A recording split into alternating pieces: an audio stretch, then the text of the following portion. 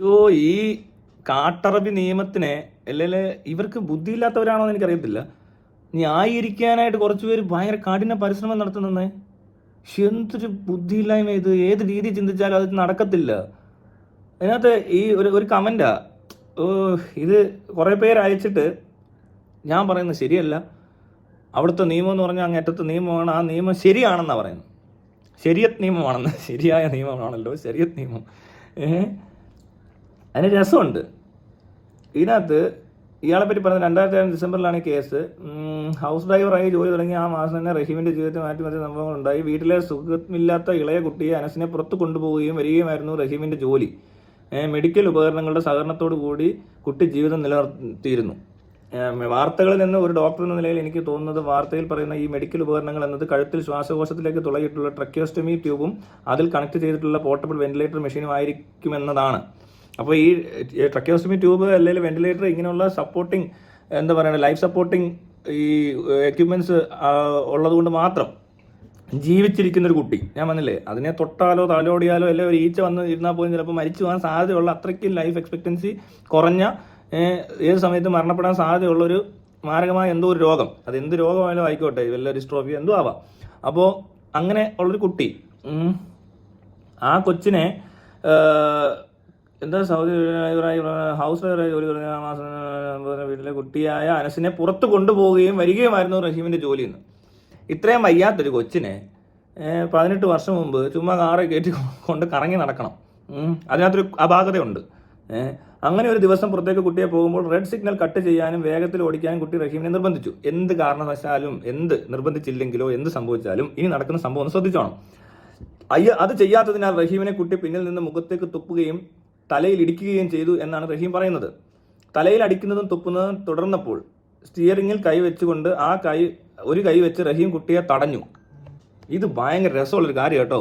അതായത് ഈ അറബികളെ ന്യായീകരിക്കാൻ വന്ന ആളുകൾ അറിയാൻ പറയുക. ഞാൻ ആ വീഡിയോക്കകത്ത് എല്ലാം പറയുന്നുണ്ട്. ഈ അറബികളെ, ഇന്ത്യൻസിനെ, അത് മുസ്ലിമോ ഹിന്ദു ക്രിസ്ത്യനോ ആരും ആയിക്കോട്ടെ, ഇവ മുസ്ലിം ആണല്ലോ, എന്തായാലും അവനെ പരദേശിയായിട്ടും ഒരു മൂന്നാംകിട പൗരനായിട്ടേ കാണുന്നുള്ളൂ. അവരുടെ വീടുകളിൽ ആ കൊച്ചിന് വയ്യാത്ത കൊച്ചാണ്. ആ കൊച്ചു പോലും, ഈ ഡ്രൈവർ എന്ന് പറഞ്ഞ ആളാരാണ്, അയാൾ ആ കുഞ്ഞിനെ കറക്കാൻ കൊണ്ടുപോവാണ്, അതിന്റെ മാനസിക ഉല്ലാസത്തിന് വേണ്ടി കൊണ്ടുപോവാണ്. പിന്നെ ഈ കുട്ടിക്ക് സൈക്കാട്രിക് പ്രോബ്ലം ഉണ്ടെങ്കിൽ അതിനുള്ള മെഡിക്കേഷൻ കൊടുക്കുന്നുണ്ടാവും, കൊടുത്തിട്ടുണ്ടോ എന്ന് അറിയത്തില്ല, അല്ലെങ്കിൽ അങ്ങനത്തെ ഒരു പ്രശ്നം ഉണ്ടെന്ന് കരുതുക. ഇതൊരു സൈക്കാട്രിക് പ്രോബ്ലം കൂടാണ്. അല്ലാതെ വയ്യാത്തൊരു കൊച്ച്, ഈ നാട്ടിൽ ലോകത്ത് എവിടെയെങ്കിലും ഒരു വയ്യാത്ത കുട്ടിയെ നോക്കാൻ പോയ ഒരാൾ അതിനെ കൊണ്ട് കറങ്ങി നടക്കുമ്പോൾ ആ കുട്ടി ഇത്രയും മിസ്ബിഹേവ് ചെയ്യുന്നത്, ഒരു അടിമയെ പോലെ ആ കൊച്ചുകുട്ടി, വയ്യാത്തൊരു, ശാരീരികമായിട്ട് ഇത്രയും ബുദ്ധിമുട്ടുള്ള ഒരു കുട്ടി ഇത്രയും മോശമായിട്ടൊരു മനുഷ്യനോട് ഇടപെടണമെന്നുണ്ടെങ്കിൽ അവൻ എവിടെ നിന്നാണ് ഇത് പഠിച്ചത്? അവൻ അടിമയെ പോലെ കണ്ടില്ലേ ഈ മനുഷ്യനെ? വയ്യാത്ത കുട്ടിയാന്നുള്ള കൺസിഡറേഷൻ ആണോ അവിടെ നോക്കേണ്ടത്? ഇങ്ങനത്തെ തെണ്ടികളെയാണോ നമ്മൾ ന്യായീകരിക്കുന്നത്? അവനെ ആരാ ഇത് പഠിപ്പിച്ചത്? എവിടെ നിന്ന് അവന് ഈ അറിവ് കിട്ടുന്നത്? എവിടെ നിന്നാണ്? ഒരു ഇന്ത്യക്കാരൻ, അവൻ്റെ വീട്ടിൽ പണിക്ക് വന്നേക്കുന്നവൻ, നമ്മുടെയൊക്കെ വീട്ടിൽ പണിക്ക് വരുന്നവരോട് മിസ്ബിഹേവ് ചെയ്താൽ നമ്മളെങ്ങനെ ഇടപെടുന്നത്? എന്തുകൊണ്ടാണ് അങ്ങനെ ചെയ്യുന്നത്? അതാണ് നമ്മളും അവരും തമ്മിലുള്ളൊരു വ്യത്യാസം. അത് ആദ്യം നോട്ട് ദ പോയിന്റ്. ഓക്കെ, തുപ്പുക എല്ലാ ഗൾഫിൽ ജോലി ചെയ്തവർക്കും അറിയാം. ഈ ചുമ്മാ കാർ നിർത്തി കൊടുക്കും ഈ തന്തമാർ കൊച്ചു പിള്ളേരെ കൊണ്ട് തുപ്പിക്കാൻ. അങ്ങനെയുള്ള കുറേ തെണ്ടിത്തരങ്ങൾ ഈ അറബികളിലുണ്ട്. അതിൽ ഒരു മനുഷ്യനെ ഇത്രയും ഹ്യൂമിലേറ്റ് ചെയ്യുന്ന, ഇത്രയും ഹരാസ് ചെയ്യാൻ കാണിച്ച ഒരു മനസ്സുണ്ടല്ലോ, ആ നന്മ മനസ്സ്, ആ പിള്ള മനസ്സ്, വയ്യാതെ കിടക്കുക, ചാവാൻ കിടക്കുക, എന്നിട്ട് പോലും ഇങ്ങനെ ചെയ്യുന്നവനെ, അയാൾ ഒരു കൈ സ്റ്റിയറിംഗിൽ വണ്ടി ഓടിക്കുന്നവനാണ്, മനസ്സിലാക്കിയോ? അവൻ ഒരു കൈ സ്റ്റിയറിംഗെ പിടിച്ചുകൊണ്ട് ഇങ്ങനെ ഉന്തോ തള്ളുകയോ ചെയ്തപ്പോൾ ഈ കണക്ഷൻ വിട്ടുപോയി വെന്റിലേറ്ററിന്. അത് കഴിഞ്ഞ് ഇവൻ കുറച്ച് കഴിഞ്ഞ് ശ്രദ്ധിച്ചപ്പോഴാണ് കാണുന്നത് അത്രേ, ഇവൻ മിണ്ടാതിരിക്കുന്ന നോക്കിയപ്പോൾ മരിച്ച പോലെ തോന്നി. അപ്പോൾ ഇയാൾക്ക് പേടിച്ചു പോയി. സംഭവം കേട്ടോണം, ഭയങ്കര രസമാണ്. ഇനി ഇങ്ങനെ ഒരു രോഗിയെ കൊണ്ട് ഒരു ഡ്രൈവർ ഒറ്റയ്ക്ക് പോകാൻ പാടില്ല. അറ്റ്ലീസ്റ്റ് അതിൻ്റെ തള്ളയെന്നൊക്കെ പറഞ്ഞാൽ 34 കോടി അങ്ങോട്ട് കൊടുക്കുമ്പോൾ അത് ഊമ്പാൻ നിൽക്കുന്ന തള്ളയും തന്തയൊക്കെ ഉണ്ടല്ലോ അവിടെ, അവർക്ക് എന്തുകൊണ്ടാണ് ആ കുട്ടിയുടെ ഒന്ന് പോകാൻ പറ്റാത്തത്? ഇവർക്ക് വേറെ പണിയുണ്ടോ?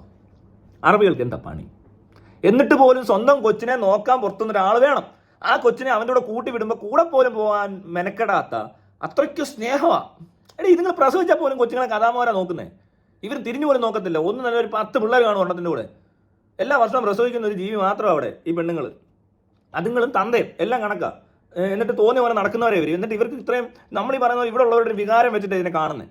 അങ്ങനെ ഒരു വികാരം അവിടെ ഇല്ല. ഒന്നാമത് അവർക്ക് കാശ് കിട്ടുന്നതുകൊണ്ട് അങ്ങ് പിടിച്ച് മേടിച്ചെന്നേ ഉള്ളൂ. അതിന് നമ്മൾ ഇത്രയും കഷ്ടപ്പെട്ടു നിന്ന് ഇത് ശരിക്കും പറഞ്ഞാൽ അതിനെ എതിർക്കണം. മനസ്സിലായി? ആ കുടുംബത്തിനെ എതിർത്തേ പറ്റത്തുള്ളൂ. കാരണം ഈ കൊച്ചിനെ അങ്ങ് പറഞ്ഞു വിട്ടേക്കോ, ഡ്രൈവറോട് ഒന്ന് ആലോചിച്ചു, ഇത്രയും വയ്യാത്ത കൊച്ചിനെ നിങ്ങൾ വിടുവോ? വിടുന്നതിനിടയിൽ ഈ ഡ്രൈവറോട് ഇത് മിസ്ബിഹേവ് ചെയ്യാൻ സാധ്യതയുള്ളതെന്ന് അറിഞ്ഞിട്ട് കൂടെ കയറാതെ അയാളെ തെറി വിളിപ്പിക്കുകയും അയാളെ തുപ്പുകയും അയാളെ പുറകിൽ നിന്ന് തല്ലുകയും ഒക്കെ ചെയ്യിക്കുമോ? എന്തുകൊണ്ടാണ് ഈ പറഞ്ഞ ആള്, ഇനി കേട്ടോണം, ഞാൻ കുറച്ചുകൂടെ പറയാം, ശരിക്കും പറഞ്ഞുതരാം എന്നാലും മനസ്സിലായി. അബ്ദുള്ളയുടെ കൈ അബദ്ധത്തിൽ അനസിന്റെ കഴുത്തിൽ ഘടിപ്പിച്ച ഉപകരണത്തിൽ തട്ടി ഡിസ്കണക്ട് ആയി. തുടർന്ന് കുട്ടി ബോധരഹിതനായിരുന്നു. പിന്നീട് യാത്ര തുടർന്ന റഹീം അനസിന്റെ ബഹളമൊന്നും കേൾക്കാതായപ്പോൾ പന്തികേട് തോന്നി പരിശോധിച്ചപ്പോഴാണ് ചലനമറ്റ് കിടക്കുന്നതായി ബോധ്യപ്പെട്ടത്. ഉടൻ ബന്ധുവായ കോഴിക്കോട് നല്ലന സ്വദേശി മുഹമ്മദ് റാഷിദിനെ വിളിച്ചു വരുത്തി എന്ത് ചെയ്യണമെന്ന് അറിയാതെ പരിഭ്രാന്തിയിലായ രണ്ടുപേരും ചേർന്ന് ഒരു കഥയുണ്ടാക്കി. പണം തട്ടാൻ വന്ന കൊള്ളക്കാർ റഹീമിനെ കാറിൽ ബന്ദിയാക്കി അനസിനെ ആക്രമിച്ചു എന്ന കഥ ചമയുകയും നസീർ റഹീമിനെ സീറ്റിൽ കെട്ടിയിട്ട് പോലീസിൽ വിവരം അറിയിക്കുകയും ചെയ്തു. പോലീസ് എത്തി റഹീമിനെ ചോദ്യം ചെയ്തതിനു ശേഷം നസീറിനെ കസ്റ്റഡിയിലെടുക്കുകയാണ് ഉണ്ടായത്. കേസ് വഴിതിരിച്ചു വിടാൻ ശ്രമിച്ചത് ഇരുവർക്കും വിനയായി. പോലീസ് അന്വേഷണത്തിൽ ഇവർ പറഞ്ഞ കഥ നുണക്കഥയാണെന്ന് വ്യക്തമായി. അബദ്ധത്തിൽ പറ്റിയാൽ കുട്ടിയെ എത്രയും പെട്ടെന്ന് ഏതെങ്കിലും ഹോസ്പിറ്റലിൽ എത്തിക്കാൻ ശ്രമിക്കണമായിരുന്നു. അതിന് പകരം കള്ളക്കഥ മെനഞ്ഞ് അത് പൊളിയുകയും ചെയ്തു. ഇങ്ങനെയൊക്കെയാണ് കോടതിയുടെ പരിപാടി. അപ്പോൾ അവരെന്താ മനസ്സിലാക്കുന്നത്? ഈ പറഞ്ഞവൻ ഈ കുട്ടി അബോധാവസ്ഥയിൽ കിടക്കുന്ന കണ്ടപ്പോൾ മരിച്ചു പോയെന്ന് മനസ്സിലായി കാണും. അല്ല, അവൻ ശ്വാസമൊക്കെ ഇങ്ങനെ നോക്കത്തില്ല. ഇങ്ങനെയൊക്കെ കണ്ടു കഴിഞ്ഞാൽ ആദ്യം ചെയ്യുന്നത് ഇതൊക്കെ ചെയ്യും. ഒരു സാധാരണ മനുഷ്യൻ പൾസ് നോക്കും, ചിലപ്പോൾ ഡെഡായി കാണും. അപ്പോൾ ഇവൻ പേടിച്ച് ആരോടാ ഇവനിത് പറയണ്ടേ? ഇവൻ്റെ അപ്പൻ അല്ലെ ഇവനേക്കാൾ മുതിർന്ന തുപ്പുന്നത് പോരാത്തതിന് തല്ലിക്കൊല്ലാൻ പോലും മടിയില്ലാത്തവനോട് ചെന്ന് എങ്ങനെ പറയും ഇങ്ങനൊരു സംഭവം ഉണ്ടായതാണ്, കുട്ടി എന്നെ തല്ലുകയും മുന്തൊക്കെ ചെയ്തപ്പോൾ ഞാൻ ഇങ്ങനെയൊന്നും ചെയ്തപ്പോൾ പറ്റിയതാണ് എന്ന് പറഞ്ഞാൽ അവർ ഇവനെ അവിടെ വെച്ച് എന്തൊക്കെ ക്രൂരമായ രീതിയിൽ കൊല ചെയ്യും. മനസ്സിലായോ? അല്ലാതെ തന്നെ ചെറിയ കാര്യങ്ങൾക്ക് പായിലൊക്കെ ചുറ്റി പെട്രോൾ ഒഴിച്ച് കത്തിക്കുക അവിടെ. അങ്ങനത്തെ സംഭവങ്ങൾ എപ്പോഴാണ് ഉണ്ടാകുന്ന അറിയോ? ഈ അറബിയുടെ ഭാര്യമാരുമായിട്ടൊക്കെ ചില ഡ്രൈവർമാർ ചില കണക്ഷൻ പിടിക്കും. അത് ഇവനായിട്ട് പിടിക്കുന്നൊന്നുമല്ല, അവളുമാരെ നിർബന്ധിച്ച് ചെയ്യിക്കുന്ന പരിപാടികളുണ്ട്. അതെങ്ങാനും പിടിക്കപ്പെട്ടാൽ ഇവന്മാർ ഈ ആണുങ്ങളെല്ലാം കൂടെ കൂടി ആ വീട്ടിലൊരു 10 കാണും. ഇവനെ എടുത്തോണ്ട് പോയി മരുഭൂമിയിട്ട് ഇടിച്ച് ചതച്ച് വെട്ടി കീറി എന്തൊക്കെ ചെയ്യുക, ഉപദ്രവിക്കാവോ സാമാനം അടക്കം ചെത്തി കളഞ്ഞിട്ട് ഇവർ പായിൽ ചുറ്റി പെട്രോൾ ഒഴിച്ച് കത്തിച്ച് കരിച്ച് കളയുക. പൊട്ടി പോലും കിട്ടത്തില്ല. അങ്ങനെ ഒത്തിരി പേര് മിസ്സിങ്ങാ പല രാജ്യത്തുനിന്നും. ഇവിടെ നിന്ന് മാത്രമല്ല, അപ്പോൾ കാണാതായിട്ടുള്ള ഒരുപാട് പേരുണ്ട്. അങ്ങനത്തെ കഥകൾ അവിടെ നമുക്ക് കേൾക്കാം. ഇതൊക്കെ സംഭവിച്ചിട്ടുള്ളത് ചുമ്മാ അങ്ങ് പറയുന്നൊന്നുമില്ല, വെടിവെച്ച് കൊന്നത് കഥകളും ഉണ്ട്. ഇതൊക്കെ പിന്നെ ആ നാട്ടിലുള്ള കേസന്വേഷണവും പരിപാടിയൊക്കെ പ്രത്യേക രീതിയിൽ ഇവർക്ക് അനുകൂലമായിട്ട് ഈ സാധനങ്ങൾ കൂടുതലും ചെയ്യാറുള്ളൂ. എല്ലാവർക്കും അറിയാവുന്ന കാര്യമാണ്. അപ്പോൾ അങ്ങനെ ഒരു സ്ഥലത്ത് ഇതെല്ലാം അറിയുന്നൊരുത്തൻ എങ്ങനെ രക്ഷപ്പെടാനല്ലേ നോക്കത്തുള്ളൂ? ആ പാവപ്പെട്ടവൻ എന്ത് ചെയ്യാൻ പറ്റും? ഇവന്മാരോട് എന്ന് പറഞ്ഞ ഇവന്മാർ ആ വീട്ടുകാർ ഉറപ്പായിട്ടും ഇതൊക്കെ തന്നെ ചെയ്യത്തുള്ളൂ. ഇത് അങ്ങനെ അല്ലെന്ന് പൂർണ്ണമായിട്ട് നമുക്ക് മനസ്സിലാക്കാൻ പറ്റും. എങ്ങനെയാണെന്ന് വെച്ചാൽ ഇയാൾ ഈ കൊച്ചിനെ കൊന്നുകൊണ്ട് ഇയാൾക്ക് എന്തെങ്കിലും നേട്ടം വേണം. ആ കൊച്ചിനെ നോക്കുന്നതാണ് ഇവൻ്റെ ആകെ തൊഴിൽ. ഒരിക്കലും മനഃപൂർവ്വം അയാൾ ഈ കുട്ടിയെ കൊല്ലാൻ ശ്രമിക്കത്തില്ല. അങ്ങനെ കൊല്ലാൻ ശ്രമിച്ച ഒരാളാണ് ഈ മനുഷ്യനെന്ന് ആർക്കെങ്കിലും തോന്നുന്നുണ്ടോ? അങ്ങനെ തോന്നിയിട്ട് അയാളൊരു കുട്ടിയെ കൊന്ന ആണെങ്കിൽ ആണെന്ന് കോടതി, നമ്മുടെ മറ്റേ പരമോന്നത കോടതി, മറ്റേ ശരീഅത്ത് നിയമപ്രകാരമുള്ള കോടതി, ദൈവികമായ അള്ളാഹു നേരിട്ടിടപെടുന്ന കോടതിയിൽ അങ്ങനെ ഒരു തീരുമാനം എടുത്ത് അവർക്ക് തെറ്റിയോ? അപ്പോൾ അവർക്ക് തെറ്റിയോ എന്നാണോ ഇവിടെ ഈ പണം കൊടുത്തവർ വിശ്വസിച്ചേക്കുന്നത്? ഇവിടെ 34 കോടി കളക്ട് ചെയ്തില്ലേ? ഒരു കുഞ്ഞിനെ, ഒരു നിസ്സഹായ അവസ്ഥയിൽ നിൽക്കുന്ന ഒരു കുഞ്ഞിനെ കൊന്നവനെയാണോ ഈ 34 കോടി കൊടുത്തവരെല്ലാം അങ്ങനെ ഒരാളെ രക്ഷിക്കാനാണോ ഇവിടെ പണം പിരിച്ചത്? അല്ലല്ലോ. അവൻ എന്തോ നിരപരാധിയാണെന്ന് തോന്നിയോണ്ടല്ലേ എല്ലാവരും കാശ് കൊടുത്തത്. അല്ലാതെ ഏതെങ്കിലും കുഞ്ഞിനെ കൊന്ന് ഏതെങ്കിലും രാജ്യത്ത് പോയി കൊന്നിട്ട് മനഃപൂർവ്വം അവനെ കൊന്നിട്ട് അവരുടെ കോടതി പറഞ്ഞതുപോലെ എല്ലാവരും ഇങ്ങനെ കഥ മെനഞ്ഞപ്പോൾ അവർക്ക് മനസ്സിലായി. എന്തുകൊണ്ടാണ് ഈ കഥ പറഞ്ഞിട്ട് ഇവിടെ മനസ്സിലാവാത്ത ആളുകൾക്ക് ആ വ്യത്യാസം മനസ്സിലാവുന്നുണ്ടോ? ഒരു രാജ്യത്തെ മനുഷ്യനും ഈ രാജ്യത്തെ മനുഷ്യനും തമ്മിലുള്ള വ്യത്യാസം അത്. ആ നീതിബോധം എന്താണ്? എന്നിട്ട് പറയാം ഇത് ബംഗാളി ഇവിടെ വന്ന് ചെയ്തിരുന്നെങ്കിൽ എന്തായേനെ? ഒന്നും ആകത്തില്ല. അത് മനസ്സിലാക്കാൻ പറ്റും. അത് കോടതിക്കെങ്കിലും മനസ്സിലാവും. ഈ മനുഷ്യന് മനസ്സിലാക്കാൻ ചിലപ്പോൾ ഇവിടുത്തെ സാധാരണക്കാരന വീട്ടുകാർക്ക് ചിലപ്പോൾ മനസ്സിലായില്ലെങ്കിൽ പോലും കോടതിക്ക് അത് മനസ്സിലാവും. ഇവിടെയാണ് ചിലപ്പോൾ അവനെ കള്ളക്കഥ മെനയേണ്ടി വരത്തില്ല. പിന്നെ പറയാൻ പറ്റത്തില്ല. എന്നാൽ പോലും ഇങ്ങനത്തെ ഒരു സിറ്റുവേഷൻ കേസും കോടതിയൊക്കെ വരുമ്പോൾ അന്വേഷണവും പരിപാടിയൊക്കെ വേറെ രീതിയിലാണ്. മനസ്സിലായോ? അവിടെ അവന്മാർ ഇതാ ചെയ്യത്തുള്ളൂ. എന്നിട്ട് ഈ കാശ് കൊടുത്തവർ ഇവനൊക്കെ ഈ പറയുന്ന കഥ കേട്ടിട്ട് ഇവനിപ്പോൾ പറഞ്ഞ കഥ വെച്ചിട്ട് എന്താ സംഭവിച്ചേക്കുന്നത്? അവൻ കൊന്നവനാണ് അല്ലേ? ശരിയല്ലേ? കോടതിയാണ് തീരുമാനിച്ചേക്കുന്നത്. അത് നിസ്സാര കോടതി ഒന്നല്ല, ശരീഅത്ത് നിയമം ഖുർആൻ ബേസ് ചെയ്ത് അവിടെ ഈ നീതി നടപ്പാക്കുന്നത് ഒരു മനുഷ്യന്റെ രൂപത്തിലല്ല, അത് ദൈവം. മനസ്സിലായോ? ആ ഒരു രീതിയിലാണ് ആ കാര്യങ്ങൾ നടന്നു പോകുന്നത്. അന്ധകാലത്തെ കുറേ സാധനങ്ങളായി വർക്കാവുന്നത്. അതെല്ലാം തെറ്റിപ്പോയത് കൊണ്ട് അയാൾ നിരപരാധി ആണെന്നുള്ളൊരു ധാരണ ഈ നാട്ടുകാർക്കുള്ളത് കൊണ്ട് നിനക്കിപ്പോഴും അറബിയെ കൺവിൻസ് ചെയ്യാൻ പറ്റത്തില്ല. പിന്നെ ബ്ലഡ് മണി കൊടുക്കുന്നത് കൊണ്ട് മാത്രം അപ്പോഴത്തേക്കും നമുക്ക് പിന്നെ ദൈവത്തിൻ്റെ നിയമമാണെങ്കിലും എന്ത് നിയമമാണെങ്കിലും കാശ് കിട്ടുന്ന കേസല്ലേ? ആകോട്ടെ, കൊച്ചു പോയി അതിന് ശരിക്കും ലാഭമായി പോയി അവർക്ക്. മാത്രമല്ല കഴിഞ്ഞ 18 വർഷം ശിക്ഷ അനുഭവിച്ചിട്ടില്ലാത്തൊരു പ്രശ്നം ഇപ്പോൾ പ്രത്യേകിച്ച് ഉണ്ടാക്കിക്കൊണ്ട് വന്നേക്കുന്നത് തൂക്കിക്കൊല്ലുന്നതിന് തൊട്ട് മുമ്പ്. ഇതിനകത്തിന് എന്താ ഈ സെന്റിമെന്റ്സ് പെട്ടെന്ന് ഇറങ്ങുന്നതെന്ന് എനിക്കറിയത്തില്ല. എന്താണേലും ഈ 18 വർഷം ശിക്ഷിച്ചിട്ടും ദൈവത്തിന് അങ്ങോട്ട് മതിയാവുന്നില്ല, ഇവനെ ശിക്ഷിച്ചിട്ടും അങ്ങോട്ട് മതിയാവുന്നില്ലല്ലോ എന്നാ പറയുന്നത്. ഒരു മനുഷ്യനെ 18 വർഷം തടവിലിടുന്ന അത്രയും വലിയ ശിക്ഷയല്ല തൂക്കിക്കൊല്ലുവോ വെട്ടിക്കൊല്ലുവോ ചെയ്യുന്നത്. അവനെ പിടിച്ച് ഈ കുറ്റം തെളിഞ്ഞ അടുത്ത ദിവസം അങ്ങ് തലവെട്ടി കൊന്നാൽ പോലും ഇത്രയും ബുദ്ധിമുട്ടാണ് അനുഭവിക്കേണ്ടി വരത്തില്ല. ഒന്ന് ആലോചിച്ച് നോക്ക് നിങ്ങൾ. മരണം ഒരു വലിയ സംഭവമൊന്നുമല്ല. ജീവിച്ചിരിക്കുക മരിച്ചതിന് തുല്യം എന്ന് പറയുന്നത് വലിയൊരു പ്രശ്നം തന്നെയാണ്. ഇത്രയും കൊല്ലം അയാൾ ബന്ധുക്കളെ കാണാതെ, ഈ ഒരു അമ്മ അവർ പൈസ ചോദിച്ചത് ആരോടാ? അവരുടെ വീട്ടിൽ നിവർത്തികേട് കൊണ്ട് പണിക്ക് വന്ന് അടിമയെ പോലെ അവരും അവരുടെ കുട്ടിയും ട്രീറ്റ് ചെയ്തതിൻ്റെ ഫലമായിട്ട് ഒരു കയ്യബദ്ധം പറ്റിപ്പോയ, മനഃപൂർവ്വമേ അല്ലാത്ത, ഒരിക്കലും ആ കുട്ടിയെ കൊല്ലണമെന്ന് ഒരു ഉദ്ദേശം അയാളുടെ ഒരു സ്വപ്നത്തിൽ പോലും വിചാരിച്ചിട്ടില്ലാത്ത ഒരു മനുഷ്യനാണെന്നുള്ള കാര്യം ഈ നാട്ടിലുള്ള എല്ലാവർക്കും മനസ്സിലായതുകൊണ്ടാണ് 34 കോടി കളക്ട് ചെയ്യുന്നത്. പക്ഷേ ആ നാട്ടിലുള്ള ആർക്കെങ്കിലും മനസ്സിലായിട്ടുണ്ടോ നിങ്ങൾക്ക് തോന്നുന്നുണ്ടോ? ഇല്ല. കാരണം എന്നാണെന്നറിയോ?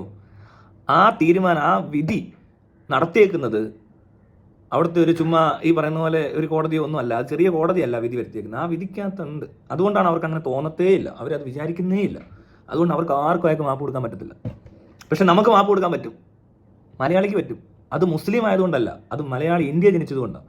മനസ്സിലായോ? ഇവിടെ ജനിച്ച മുസ്ലിം ആയതുകൊണ്ട് പറ്റുന്ന, അവിടെ ജനിച്ച മുസ്ലിമിന് പറ്റത്തില്ലൂ. ഇത് മനസ്സിലാവുന്നുണ്ടോ? വ്യത്യാസം മനസ്സിലാവുന്നുണ്ടോ? ഇത് അവിടെ ഈ ഡെമോക്രസി എന്ന് പറയുന്നൊരു സാധനം, അല്ലെങ്കിൽ പല നീതിയും ന്യായവും പലതും ഒക്കെ വ്യത്യസ്തമായ രീതികളിൽ കണ്ടു വളരുന്ന, മറ്റൊരാളെ അടിമയാണെന്നൊക്കെ മനസ്സിലാക്കാത്ത ചില തലച്ചോറുകളിൽ മാത്രമേ ഇങ്ങനത്തെ സാധനം വർക്കാവത്തുള്ളൂ. അവനത് വർക്കാവത്തില്ല, അവനൊന്നും വർക്കായിട്ടില്ല. അവൻ്റെ കുഞ്ഞ് ഇവനോട് ഒരു അടിമയെ പോലെ ട്രീറ്റ് ചെയ്യാൻ പഠിപ്പിച്ചെടുത്ത് അവന് മനസ്സിലായിട്ടില്ല. അവന് കയ്യബദ്ധം പറ്റുകയാണെന്നൊന്നും അവൻ പറയത്തില്ല. മനസ്സിലായ വ്യത്യാസം എന്ത് വന്ന്? എന്നാൽ ഇതെല്ലാം മുസ്ലിംസാണ്, ഇത് ഹിന്ദു ഒന്നുമല്ല. ഹിന്ദു ആണെങ്കിൽ വേണേൽ പറയാമെന്ന് വെച്ചാൽ അങ്കിയ അവൻ അവിടെ ചെന്ന് ആ മനഃപൂർവ്വം അറബിയുടെ കൊച്ചിനെ കൊന്നാന്നൊക്കെ പറയും. ഇതേ ആളുകൾ തന്നെ ഇപ്പം ഈ കമൻ്റ് ഇട്ടില്ലേ, ന്യായീകരിക്കാൻ വന്നില്ലേ? എന്തിനാ ന്യായീകരിച്ച്? എനിക്ക് മനസ്സിലായില്ല ഇപ്പോഴും. എന്തിനാ ഇതൊക്കെ ന്യായീകരിക്കാൻ വരുന്നത്? ആരെയാണ് വെളുപ്പിക്കണ്ടേ? ഈ കാട്ടറബികളെയോ? അവിടെ മര്യാദയുള്ള അറബികളുണ്ട്. ഞാനും പോയി നിന്നിട്ടുള്ള, എനിക്ക് വർഷങ്ങളായിട്ട് നല്ല അറബികളെ അറിയാം. പക്ഷെ ഈ ഇതുമായിട്ട് സംബന്ധിച്ച് സംസാരിക്കുമ്പോൾ ആ നല്ല ആൾക്കാരെ ഇടപെടുത്താൻ പറ്റത്തില്ല. മോശപ്പെട്ടവന്മാരെ പ്രത്യേകം തെരഞ്ഞു പിടിച്ച് പറയണം എന്ന് പറഞ്ഞാൽ ഒട്ടും നടക്കത്തുമില്ല. മൊത്തത്തിൽ തന്നെ പറയും. അതിനകത്തൊരു മൊത്തത്തിലുള്ള ഒരു ഇടപാടിനൊരു പ്രശ്നമുണ്ട്. എത്ര നല്ലവരുണ്ടായിട്ട് എന്ത് കാര്യം? ഈ കൊച്ചുകുട്ടികൾ അങ്ങനെ ട്രീറ്റ് ചെയ്യുന്നുണ്ടെന്നേ. എല്ലാം ഇവിടെ സൗദിയിൽ എവിടെ ഗൾഫിൽ എവിടെ ജോലി ചെയ്യുന്ന ആലോചിച്ച് നോക്ക്. സൗദിയിൽ കുവൈറ്റും എനിക്കറിയാം. വേറെ ഇപ്പോൾ ഖത്തർ, ബഹ്റൈൻ, ദുബൈയിലൊന്നുള്ള പിള്ളേർ അങ്ങനെ ബിഹേവ് ചെയ്യാൻ നടത്തില്ല. പക്ഷേ സൗദിയിലും കുവൈറ്റിലും തീർച്ചയായിട്ടും അങ്ങനെ ബിഹേവ് ചെയ്യുന്ന കുട്ടികളുണ്ട്. വെറുതെ കണ്ടാൽ അടിക്കും, അവർ കഥാമമാരെ ലൈംഗികമായിട്ട് പീഡിപ്പിക്കും, ഡ്രൈവർമാരെ തല്ലും, വീട്ടു ജോലിക്കാരെ ഉപദ്രവിക്കും, ഹരാസ് ചെയ്യാൻ മാക്സിമം ചെയ്യും. തുപ്പൽ മെയിൻ പരിപാടിയാണ്. കൊച്ചുങ്ങളെ തുപ്പ മണ്ട് നിർത്തി കൊടുക്കുന്നതെന്ന് പറഞ്ഞാൽ ഗ്ലാസ് താത്തി കഴിയുമ്പോൾ ഒറ്റ തുപ്പ പിള്ളേർ നടക്കുന്ന ഇന്ത്യൻസിന് മുഖത്തോട്ട് കുപ്പി എടുത്തെറിഞ്ഞിട്ടുണ്ട്. ഞങ്ങളുടെ കമ്പനി ജോലി ചെയ്യുന്നൊരു പെണ്ണുമ്പിള്ളയുടെ ദേഹത്ത് കുപ്പി എടുത്ത് ഇവന്മാർ എറിഞ്ഞ് വണ്ടിയെ വന്നിട്ട് കൊച്ചുങ്ങൾ എറിഞ്ഞിട്ട് അവരുടെ തലയെ കൊണ്ട് അവർക്ക് എത്ര സ്റ്റിച്ചിടേണ്ട ഗതികേടുണ്ടായി. ഈ കൊച്ചുങ്ങളാണ് ചെയ്തത്. ഇതൊക്കെയാണ് നീ ന്യായീകരിക്കുന്ന നാടിൻ്റെ ഒരു ഗുണം, വേറൊരു ഗുണം. അങ്ങനെ അങ്ങ് പറയരുത്. ഇതൊക്കെ അനുഭവിച്ചിട്ടുള്ളവരുണ്ട് അവിടെ. അല്ലെ ഇപ്പം ഇയാൾക്ക് നേരിട്ട ഈ പ്രശ്നം മൊത്തം അതാ. അവരാ പാവപ്പെട്ട അമ്മയോടാന്ന് പൈസ ചോദിക്കുന്നേ. എന്തൊരു ഗതികേടാന്ന് നോക്കി. അവന്മാർക്ക് കാശില്ലാത്തതുകൊണ്ടല്ല, അവർക്ക് വേറെ കുട്ടികളില്ലാത്തതുകൊണ്ടല്ല. ഇതിനകത്ത് ഇങ്ങനെ ഒന്ന് നോക്കിക്കഴിഞ്ഞാൽ മനഃപൂർവ്വം അല്ല ഇത് ചെയ്തിട്ടുള്ളത്. എന്നിട്ട് പോലും അത് മനഃപൂർവ്വമാണെന്നൊക്കെ അങ്ങ് വരുത്തി തീർത്ത് എന്തോ ഒരു ഒന്ന് രക്ഷപ്പെടാൻ എല്ലാവരും ശ്രമിക്കുമെന്ന്. രക്ഷപ്പെടാന്ന് പറഞ്ഞാൽ എന്തുകൊണ്ട് രക്ഷപ്പെടണമെന്ന് ചോദിച്ചാൽ ഇത്രയേ ഉള്ളൂ. അവൻ്റെ കയ്യബദ്ധം അവന് പറ്റിയിട്ടുണ്ടെന്ന് അവൻ അറിയാം, അവൻ്റെ മിസ്റ്റേക്ക്. പക്ഷേ വേറെ പ്രശ്നങ്ങളുണ്ട്. ഇങ്ങനൊരു പേഷ്യൻറ്റിനെ കൊണ്ട് ഒരിക്കലും ഒരു ഡ്രൈവർ മാത്രം വണ്ടിയെ പോകാൻ പാടില്ല. അവിടെ ഒരു വീഴ്ച പറ്റിയിട്ടുണ്ട്. ആ പേഷ്യൻ്റെ കൂടെ നേഴ്സ് വേണം. അത്ര ക്രിട്ടിക്കൽ പേഷ്യൻറ്റിൻ്റെ കൂടെ ഒരു നേഴ്സിനെ പോലും കൂട്ടാതെ ഒരു ഡ്രൈവറുടെ വണ്ടി എടുത്ത് വിട്ടത് മെഡിക്കൽ നെഗ്ലിജൻസ് കൂടിയാണ്. എന്താ സംശയം? പോട്ടെ, അവരുടെ ബന്ധുക്കൾ ആരെങ്കിലും കൂടെ പോയിട്ടുണ്ടോ? ഇങ്ങനെ അങ്ങ് കൊടുത്തു വിടാൻ അത്ര വേസ്റ്റ് ആയിരുന്നോ കുട്ടി? ആർക്കും വേണ്ടാത്ത കൊച്ചിനെയാണോ കൊണ്ടുപോയത്? അങ്ങനെ അവർ സന്തോഷിച്ച് കാണും. ചിലപ്പോൾ മനസ്സിലായോ, അവർ മനസ്സുകൊണ്ട് അവർ സന്തോഷിച്ച് കാണും. കൊച്ചു മരിച്ച നന്നായിരുന്നു, ഇവനെ കൊന്ന് കാശും മേടിക്കാം, എല്ലാം വേണ്ട. ഇവനെ അങ്ങ് കൊന്ന് ഒരു കൊല നടത്തുമ്പോൾ സന്തോഷമുണ്ടല്ലോ. അവനെ തൂക്കിക്കൊല്ലുവോ വെട്ടിക്കൊല്ലുവോ ഒക്കെ ചെയ്യുമ്പോൾ ഉള്ളൊരു സന്തോഷം അതും കിട്ടും. അത് കിട്ടിയില്ല, കാശ് വരുമ്പോഴത്തേക്ക് പിന്നെ എങ്ങനെയാണ് ഈ 34 കോടി കൊണ്ട് ഇവരുടെയൊക്കെ മനസ്സ് മാറുന്നത്? അല്ലെങ്കിൽ അങ്ങനെ വേണ്ടെന്ന് വെക്കുന്നത്? കൊന്നതാണേ വേണ്ടെന്ന് വെക്കുവോ? ഇതെന്ത് കോടതി, എന്ത് ന്യായമായത്? എനിക്ക് മനസ്സിലാവുന്നില്ല. ഈ അള്ളാഹു എന്താ ഇങ്ങനെ? നിങ്ങളൊന്നാ ചോദിക്കുക, ശരീഅത്ത് നിയമപ്രകാരം കാശ് കൊടുത്താൽ മതി, ആരെ കൊന്നിട്ട് വേണമല്ലോ. അപ്പോൾ കാശ് ഒരുപാടുണ്ടെങ്കിൽ അവൻ ആരെ വേണേലും കൊല്ലാം. എന്നിട്ട് ഇത് മനഃപൂർവ്വം അല്ലാത്ത നരഹത്യയല്ലല്ലോ, അവർ കണ്ടേക്കുന്ന കൊലപാതകമായിട്ടാണ്. അപ്പോൾ കാശ് ഒരുപാടുണ്ടെങ്കിൽ നീ വേണം ഒരാളെ കൊന്നു കഴിഞ്ഞ് കുറച്ചാൾ ജയിൽ ശിക്ഷയ്ക്ക് അനുഭവിക്കേണ്ടി വരും. പിന്നെ എന്നിട്ട് അവർ മാപ്പ് കൊടുക്കണം. അതവർ കൊടുത്തോളൂ തന്നെ. ഇതിന് കൊടുക്കാമെങ്കിലാണോ? കുറച്ച് വർഷമൊക്കെ കഴിയുമ്പോൾ അല്ലേ? ഒന്ന് ആലോചിക്കുക. ഇപ്പം ഇവന്മാർ ഇവിടെ നിന്ന് വലിയ വികാരം പറയുന്നു. ഇവരുടെയൊക്കെ വീട് സംഭവിച്ചാൽ ഇവിടെ ഇതുപോലെ ഒത്തിരി കേസുകൾ സെറ്റിൽ ചെയ്യുന്നുണ്ട്. കുറച്ചാൾ കഴിയുമ്പോൾ ഈ പറഞ്ഞ മൊഴി മാറും, സാക്ഷി മാറും, എന്തിനാ മരിച്ചു കൊച്ചിൻ്റെ തന്ത വരെ മാറ്റി പറയും. അത് ഇത്രയും പൈസ ഒന്നും കൊടുക്കണ്ട. അപ്പോൾ കാശ് കിട്ടിയാൽ മാറാവുന്നതൊക്കെ ഉള്ളൂ. എങ്ങനെ തിരിച്ചും മറിച്ചും പറഞ്ഞാലും ഇതിനകത്ത് ഒരു ന്യായീകരണം പോസിബിൾ അല്ല കേട്ടോ. ഈ രീതിക്കെല്ലാം ചിന്തിക്കണം. അവർ ചോദിക്കുന്നത് ആരോടാണ് ഈ പൈസ? പാവപ്പെട്ടവൻ. അവനെ കൊന്നാലേ ഇവന്മാർക്ക് സമാധാനമാകത്തുള്ളെന്ന്. എന്നിട്ട് അവരൊരു ഭയങ്കരമായ കേസ്, ഈ കേസ് പുറത്താണ് വാദിക്കുന്നതെങ്കിലോ, വേറെ ഏതെങ്കിലും രാജ്യത്താണ് വാദിക്കുന്നതെങ്കിലോ, അങ്ങനെ ഒരു ശ്രമം എന്തുകൊണ്ട് നടത്തിയിട്ടില്ല? നിങ്ങളിത് അമേരിക്കയെ കൊണ്ടുപോകണം. ഇത് ഇന്ത്യയും സൗദിയും തമ്മിലുള്ള പ്രശ്നമാണ്. അമേരിക്കൻ കോടതിയിൽ ഒന്ന് വാദിച്ചു നോക്ക്. അതെന്താ ചെയ്യാത്തത്? പറയുമ്പോൾ അതിൽ ഇന്ത്യൻ പൗരൻ. അറബിയുടെ നിയമത്തിലുള്ള അറബികളെ കൊണ്ട് നിങ്ങൾ കൊല്ലുവോ? നിങ്ങളുടെ നിയമം അങ്ങനെ ആയതുകൊണ്ട് നിങ്ങൾ ആ നിയമം പഠിച്ചവരും വളർന്നവരും അതിനകത്ത് വിശ്വസിച്ചവരും ആണെങ്കിൽ അങ്ങനെ നിങ്ങൾ തമ്മിൽ ചെയ്തു. പുറത്തുനിന്ന് വന്നവൻ അതൊന്നും അറിയുന്നില്ല, അവൻ അതിൽ ജീവിച്ചിട്ടില്ല, അവനത് മനസ്സിലാകത്തുമില്ല. അല്ലെ അവൻ്റെ നാട്ടിലാണ് അവനിത് വരുത്തുമില്ല. ഇവിടെ ഇന്ത്യയിലാണ് ഇങ്ങനെ സംഭവിക്കത്തൊന്നുമില്ല. അതിൻ്റെ ഒരിക്കലും സംഭവിക്കത്തില്ല. എന്താണ് ഒരു കാരണവശാലും തൂക്കിക്കൊല്ലത്തില്ല, ശിക്ഷ ഉണ്ടാവും. ഇവിടെ ചെറിയ ക്രൈം ചെയ്ത ആൾക്കാർക്ക് പോലും ഇപ്പോൾ കൊലപാതക കേസ് പ്രതിയായവരെ പോലും തൂക്കിക്കൊല്ലുന്നില്ല. അതിനകത്ത് കൺസിഡറേഷൻ വേറെ. ലോകമെമ്പാടുമുള്ള ഹ്യൂമൻ റൈറ്റ്സ് ഒന്നും അംഗീകരിക്കാത്ത രാജ്യമാണ് ഈ സൗദി അറേബ്യ. മനസ്സിലായോ? അതുപോലത്തെ ഒരു കോടതിയാണ്. അവിടുത്തെ മനുഷ്യർക്ക് മനുഷ്യത്വക്കുറവുണ്ട്. അതുകൊണ്ടാണ് അവിടുത്തെ സ്ത്രീകൾ, പുറത്തുനിന്ന് വന്ന സ്ത്രീകളെ പോലും വെറുതെ ഇടിക്കുന്നത്.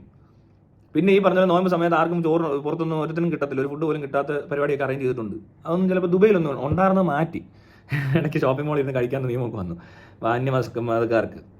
ഇതൊക്കെ ഓരോ എന്താ പറയണ്ടേ, അത്ര ഇടുങ്ങിയ മനുഷ്യനായതുകൊണ്ട് പറ്റുന്ന. അല്ലാതെ ഇതൊക്കെ ഏത് രാജ്യത്ത് കളിപ്പോൾ ഇവിടെ തൊള്ളമാർ ബീഫ് തിന്നരുത് എന്ന് പറയുമ്പോൾ അങ്ങ് കുരു പൊട്ടത്തില്ലേ?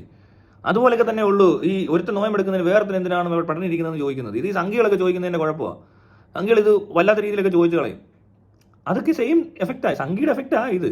അവിടെ വേറെ തരം സംഗീതത്തിന് പകരം വേറെ സാധനം, വേറെ റിസം ഓടുന്നുണ്ട്. അങ്ങനെ മറ്റുള്ളവരുടെ സ്വാതന്ത്ര്യത്തിലൊക്കെ കൈവച്ചിട്ടുണ്ട് ഈ സൗദി. മനസ്സിലായോ? മുന്നേയൊക്കെ സൗദി കള്ളു കുടിച്ചവനെ വല്ല കാരണവശാലും വല്ല മദ്യപാന പരിപാടിയോ വല്ലതും നടത്തി പോരുന്നവനെ വെട്ടിക്കൊല്ലും. ഇപ്പം വെട്ടത്തില്ല. ഇപ്പം അവിടെ ഡിസ്റ്റിലറീസ് വരെ ഓപ്പൺ ആയിട്ടുണ്ട്, മദ്യ കമ്പനികളൊക്കെ തുടങ്ങി, ബാറ് തുടങ്ങി. അപ്പോൾ അന്ന് മരിച്ചവരൊക്കെ ഇവൻ്റെ പൊട്ടത്തിനെ കൊണ്ട് മരിച്ചതല്ലേ. ലോകത്തെങ്ങും ആ സമയത്ത് ആരും ഇങ്ങനെയൊന്നും കൊല്ലത്തില്ലെന്നേ. ഇപ്പോഴും കൊല്ലത്തില്ല. ഇപ്പോഴും ഈ കേസ് പുറത്താണെങ്കിൽ നടക്കത്തില്ല. അപ്പോൾ ഒന്ന് ആലോചിക്കുക, എന്തൊരു നശിച്ച നിയമവും മണ്ടന്മാരുവാ. അതിനെയൊക്കെ ന്യായീകരിക്കാവോ? ഒന്നുമില്ലെങ്കിൽ മലയാളി ആയതുകൊണ്ടാണ് നിങ്ങൾക്ക് ഇങ്ങനെയൊക്കെ ചിന്തിക്കാൻ പറ്റുന്നതെങ്കിൽ ഒന്ന് ചിന്തിച്ചുകൂടി.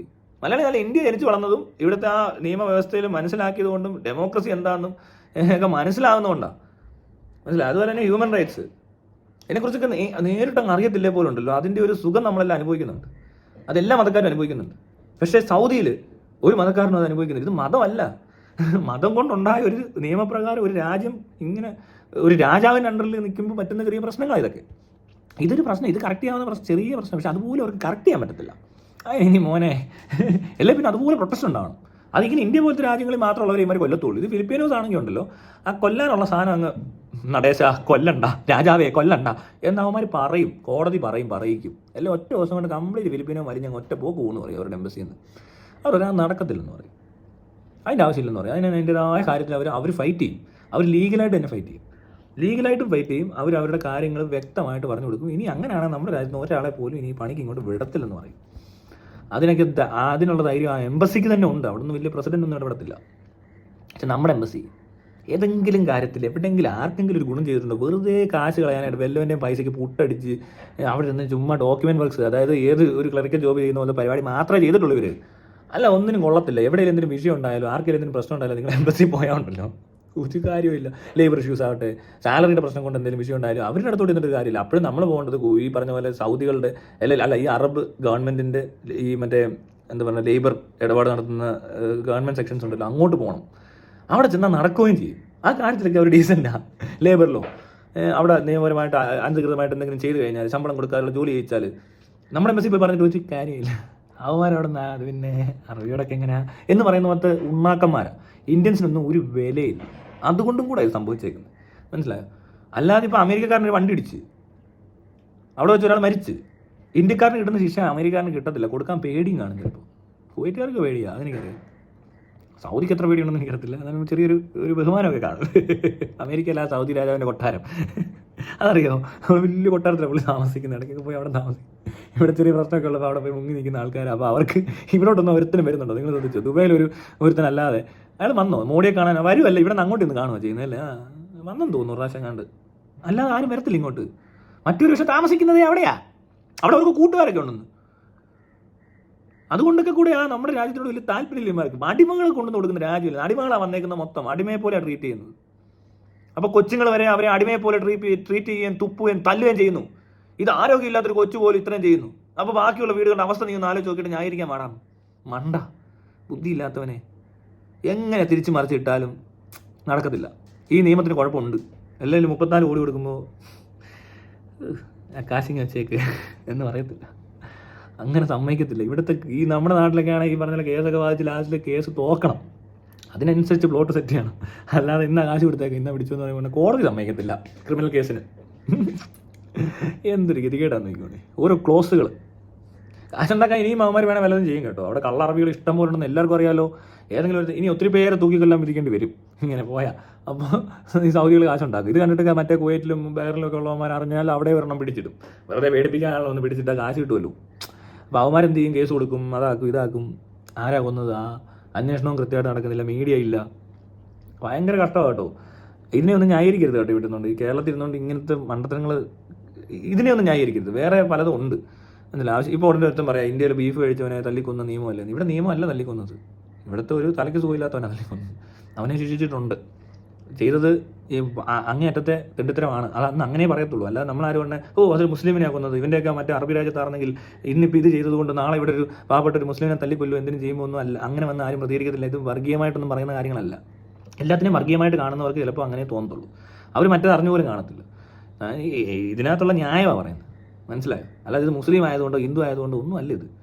ഇത് ആര് ചെയ്താലും, ഏതൊരു മനുഷ്യൻ ചെയ്താലും, ഏത് നിയമം ചെയ്താലും, നാളെ ഇനി ഹിന്ദു രാഷ്ട്രമാക്കിയിട്ട് ഇന്ത്യയിലുള്ളവന്മാർ ഇങ്ങനെ ചെയ്താലും നമ്മൾ ചിലപ്പം ഇതൊക്കെ പറയുന്നത് കൊണ്ട് ചിലപ്പോൾ വല്ല ശിക്ഷ അനുഭവിച്ചാൽ പോലും പറയേണ്ടി വരും. മനസ്സിലായോ? ആ ഒരു ബോധം എല്ലാവർക്കും ഉണ്ടായിരിക്കണമെന്നേ ഉള്ളൂ. അല്ലാതെ അതിനെ കയറി ഒരു പാവപ്പെട്ടവൻ അവിടെ എത്തിയപ്പോൾ എന്തുവാടാ ഞാൻ ഈ സംസാരത്തിൽ എവിടെയാണ് ഒരു വർഗീയപരമായിട്ട് വരുന്നത്? ഇത് അനുഭവിച്ചതും ബുദ്ധിമുട്ടി അവിടെ ജീവിതത്തിൽ അവൻ്റെ ദുരന്തം ഉണ്ടായതും ഇവിടെ ഒരു അമ്മ കാത്തിരിക്കുന്നതും മുസ്ലിം തന്നെയല്ലേ? അയാൾക്ക് വേണ്ടിയൊക്കെ തന്നെ ഈ സംസാരിക്കുന്നത്. അല്ലാതെ ഇത് വേറൊന്നും അല്ല. അല്ല നജീബ് എന്ന് പറഞ്ഞ ആട് ജീവിതത്തിൽ പെട്ടുപോയ ഒരാൾ മുസ്ലിം അല്ലേ? അത് എവിടെയാണ് വിടുന്നത്? ഇതൊക്കെ വേറൊരു അറബിയുടെ അണ്ടറിലാണ്. അതൊരു മുസ്ലിം തന്നെ ആയിരിക്കാം, പക്ഷേ അതൊരു അറബിയാണ്. റേസ് മനസ്സിലാക്കുക. അവർക്കത് മനസ്സിലാവുന്നുണ്ട് നല്ലപോലെ. ഇന്ത്യൻസാണ് ഇന്ത്യൻസ്, മനസ്സിലായി? ഇന്ത്യൻസ് അത്രയൊക്കെ ഉള്ളൂ. നമ്മളൊക്കെ ഇന്ത്യൻസാണ്, ഭാരതീയരാണ്. അത് വിട്ടൊരു കളി കളിക്കാൻ പറ്റത്തില്ല. അങ്ങനത്തെ ഒരു അണ്ടർസ്റ്റാൻഡിങ് ഈ രാജ്യങ്ങൾ തമ്മിൽ ഒരു കരാറും ഇല്ല, മനസ്സിലായി? അതുകൊണ്ടാണ് ഈ അബദ്ധമൊക്കെ നടക്കുന്നത്. അവിടെ ചെല്ലുമ്പോൾ അടിമയെ പോലെ ട്രീറ്റ് ചെയ്യുന്നത്. മറ്റു രാജ്യക്കാരേക്കാൾ സാലറിയും കുറവാണ് ഇന്ത്യൻസിന്. ഇപ്പോൾ കനഡിയൻ വിസയുള്ള, അമേരിക്കൻ വിസയുള്ള, അല്ല ബ്രിട്ടീഷ് വിസയുള്ള ഒരാളെ ജോലിക്ക് എടുക്കുകയാണെങ്കിൽ എല്ലാം ഒരേ പോസ്റ്റിലൊക്കെ തന്നെ ഇരുന്നാൽ പോലും നമുക്ക് സാലറി കുറവായിരിക്കും. അവരുടെ അത്ര സാലറി കിട്ടത്തില്ല. അങ്ങനെ കുറേ വ്യത്യാസങ്ങളുണ്ട്. ഒരുപാട് പ്രയോറിറ്റീസ് കൂടുതലാണ് ബാക്കിയുള്ള രാജ്യക്കാർക്ക്. നമുക്കതില്ല, മനസ്സിലായോ? അത് നീ മുസ്ലിം ആണെങ്കിലും ഇല്ല, ഹിന്ദു ആണെങ്കിലും ഇല്ല, ക്രിസ്ത്യാനി ആണെങ്കിലും ഇല്ല. അത്രയേ ഉള്ളൂ. പിന്നെ വല്ല മതഭ്രാന്തുള്ള പോലെ അറബികളുടെ കീഴിൽ ചെന്ന് വെട്ടാൽ ചിലപ്പോൾ വല്ല കുബൂസ് വല്ലതും കൂടുതൽ കിട്ടുമായിരിക്കും. വല്ല നക്കാപ്പിച്ച് കൊടുക്കുന്ന മേടിച്ച് ഇവിടെ വല്ല സംഭവമൊക്കെ കാണിക്കാൻ പറ്റുമായിരിക്കും. അത്രയേ ഉള്ളൂ. ഇവിടെ യൂസഫ് അലി മാത്രമല്ല, KG എബ്രാമും ടോട്ട സണ്ണയായ ക്രിസ്ത്യാനികളും ചില ഹിന്ദുക്കളും KR അങ്ങനെയൊക്കെ പറയുന്ന കുറേ ഗ്രൂപ്പുകളും ഒക്കെ അറബി നാട്ടിൽ ചെന്ന് കോടീശ്വരന്മാരായിട്ടുണ്ട്. അവിടെ അങ്ങനെ മുസ്ലിങ്ങളെ മാത്രം സപ്പോർട്ട് ചെയ്യുന്ന രാജ്യങ്ങളൊന്നും അല്ല. അങ്ങനെയും ഉണ്ട്. അല്ലെങ്കിൽ നിയമം വരുമ്പോൾ ഉടനെ ഹിന്ദുവിന് വേറെ നിയമം, മുസ്ലിമിന് നേരെ നിയമം, അങ്ങനെ വരത്തൊന്നുമില്ല. പിന്നെ കൺസിഡറേഷൻ ചെറുതായിട്ട് കിട്ടും. അതുള്ളതാണ്. അത് പലർക്കും കണ്ട് നേരിട്ട് അനുഭവമുണ്ട്. എനിക്കും അറിയാം. മതം മാറിയ കുറേ ആൾക്കാരൊക്കെ ഉണ്ട് ഇവിടെ നിന്ന് അവിടെ പോയിട്ട്. അപ്പോൾ അവന് പ്രൊമോഷൻ കൊടുക്കും, കൂടുതൽ സാലറി കിട്ടും. അങ്ങനത്തെ പരിപാടിയൊക്കെ ചെയ്യുന്നുണ്ട്. അത് അവസരം കിട്ടിയാൽ ഇവിടുത്തെ ബന്ധക്കോസുകാരും ക്രിസ്ത്യാനികളൊക്കെ ചെയ്യുന്ന പരിപാടി തന്നെയാണ്. അതുപോലെ തന്നെ ഇവിടുത്തെ ഈ കുറഞ്ഞ പോലെ കുറച്ച് സംഘി ടീംസ് അവിടെ ചെന്ന് കഴിയുമ്പോൾ അവരുടെ നാട്ടിലുള്ള സകല സംഘികളെയും ഗൾഫിൽ എത്തിച്ചിട്ട് ജോലി കൊടുത്ത് അങ്ങനെയൊക്കെ ചെയ്യുന്നുണ്ട്. അതെല്ലാ ഗ്രൂപ്പും ചെയ്യും. ഇതൊന്നും അറിയാവുന്നതല്ല ഈ പറയുന്നത്. പക്ഷേ ഈ സാധനത്തിനുണ്ടല്ലോ ന്യായീകരിക്കാൻ പറ്റത്തില്ല. ഇതിനെതിരെ പ്രതികരിക്കണം എല്ലാവരും ഒരുപോലെ. ആ അറബിയെ രാജാവിനെ വരെ ഇതിനകത്ത് പെടുത്തണം. സൈബർ ലോകത്തിൽ വേൾഡ് വൈഡ് അറിയിക്കണം. ഇങ്ങനെ ചെയ്തിട്ടുണ്ടെങ്കിൽ ലോകം മുഴുവൻ അറിയുന്ന ടൈപ്പ് വാർത്തകളുണ്ടാകും. ഇത് ഒരു ശരിക്കും പറഞ്ഞാൽ ഒരു നാഷണൽ ലെവൽ വാർത്തയാവേണ്ട കേസാണ് ഇത്. ഞാനിങ്ങനെ അങ്ങനെ വല്ല വാർത്താ ചാനലുകൾക്ക് പുറത്തുള്ള മറ്റേ NDTV പോലെ NDTV അല്ല, മറ്റേ ഇവൻ അയച്ചു കൊടുക്കണം. ആർക്കാണെന്നറിയോ? മറ്റേ ബഹളം വെക്കുന്നുണ്ടല്ലോ കണ്ണാടി വെച്ചിട്ട്, ഈ BJP സപ്പോർട്ട് ചെയ്യുന്ന ചാനലുകാർക്ക് കൊടുക്കണം. അവർ കഥ പറയും. അപ്പോൾ ഇന്ത്യ മുഴുവൻ അറിയും. അത് കഴിഞ്ഞ് അത് വല്ല ഭാഗ്യവശാൽ അത് വല്ല BBC-ലോട്ടോ വല്ലതും പോയി കഴിഞ്ഞാൽ കുറേ കൂടെ പുറം രാജ്യങ്ങളിൽ അറിയണം ഇതൊക്കെ. അത്രയ്ക്ക് നാണം കെട്ട ഒരു നിയമമാണ് അവിടെ പാലിച്ചിരിക്കുന്നത്. അതുകൊണ്ട് കൂടുതൽ ഡെക്കറേഷൻ ഒന്നും വേണ്ട. കാട്ടറബി നിയമം, കാടൻ നിയമം, അതിനിപ്പോൾ ഖുറാനായിട്ട് എന്തെങ്കിലും കണക്ഷൻ ഉണ്ടെങ്കിൽ ആ നാണക്കേടോടെ സഹിക്കുക എന്നുള്ളതല്ലാതെ വേറെ വഴിയൊന്നും ഞാൻ നോക്കിയിട്ട് കാണുന്നില്ല. ഉണ്ടോ? അല്ല, എന്തെങ്കിലും നല്ലത് ചെയ്താലും നല്ലത് പറയാറില്ലേ എല്ലാവരും? ആരെങ്കിലും നല്ല ചെയ്യുന്നവനാലും ചെയ്ത് വിളിച്ചിട്ടുണ്ടോ? ചില സഹായങ്ങളൊക്കെ ഈ പറഞ്ഞ പോലത്തെ ഈ സൗദി രാജാവൊക്കെ ചെയ്യുമ്പോൾ വളരെയധികം എന്താ പറയുക, എല്ലാവരും നല്ലതല്ലേ പറയത്തുള്ളൂ. പക്ഷേ ഏത് സ്ഥലത്ത് അനീതി നടന്നാലും അത് അനീതിയാണ്. അത് ആർക്കെതിരെ നടന്നാലും അനീതി അനീതി മാത്രമാണ്. അതിന് വേറെ പ്രത്യേകിച്ച് അതിനെ ന്യായീകരിക്കാനൊന്നും ഒരു മനുഷ്യനോട് ആരനീതി ചെയ്താലും എവിടെ നടന്നാലും അറിയത്തില്ലല്ലേ.